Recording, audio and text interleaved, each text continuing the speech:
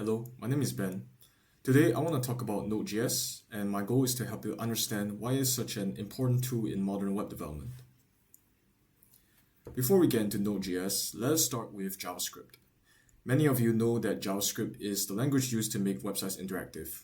When you click a button, open a menu, submit a form, or see something change on a page without refreshing, JavaScript is often responsible for that behavior. For a long time, JavaScript was mostly used on the front end, which means it ran inside the web browser. The browser would load the JavaScript file and execute it for the user.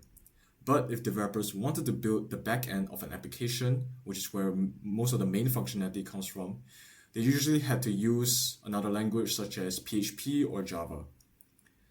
This means that JavaScript was mainly for the browser, while another language handled the server. This worked, but it also made full-stack development more complex because developers had to move between different languages and tools. Now, this is where Node.js comes in. Node.js is a server-side runtime environment, and in simple terms, it means that it lets us run JavaScript outside of the browser. This means that we can run JavaScript directly on our computer or on a server, not just in a browser. Now this is powerful because JavaScript can now be used for back-end development too. With Node.js, we can build APIs, web servers, and the server-side logic that supports many real-time applications. So Node.js takes a language many developers already know and extends where it can be used. Now, another key part of Node.js is NPM, which stands for Node Package Manager. NPM lets us use code written by other developers to build our applications. This is important because professional developers rarely build everything from scratch.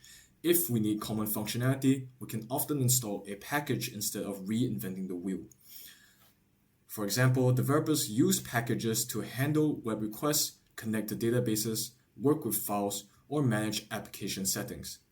NPM helps us build faster while also using reliable tools from the wider developer community. Okay, so let's move on to the live demo where we'll be creating a simple web server.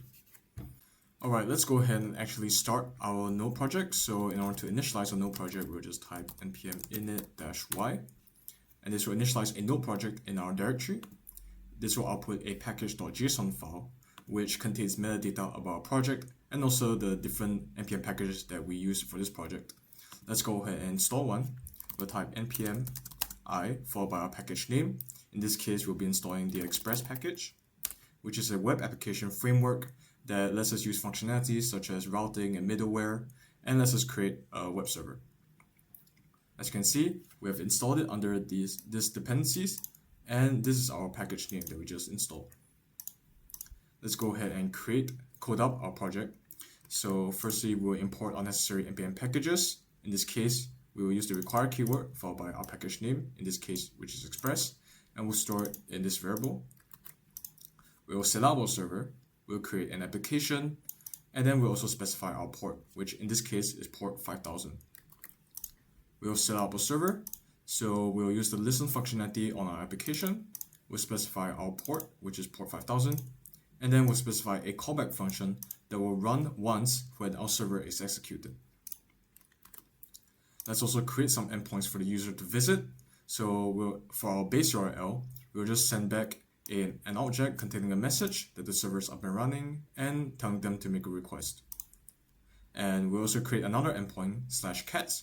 We'll just send an image of a cute cat back to the user.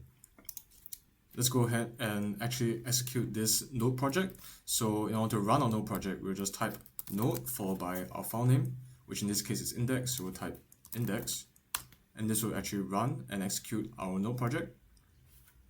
As you can see, server is listening to port 5000, which means that our server is up and running just fine. Let's go to our browser. We'll type localhost followed by our port number, because that's where it's hosted. As you can see, for the base URL, we'll get back a JavaScript object, which contains our message.